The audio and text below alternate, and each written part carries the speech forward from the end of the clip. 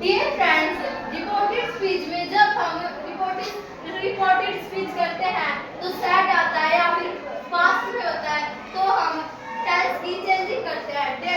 Direct और indirect speech के बारे में हम आप जानते हैं। डायरेक्ट को हम इनडायरेक्ट में कुछ इस प्रकार चेंज करते हैं। V1 ऐसे V2 बन जाता है। अब आपने मेरे पीछे बोलना है कि डायरेक्ट स्पीच में जो चीज ऐसी होती है वो क्या बन जाती है। V1 ऐसे क्या बन जाता है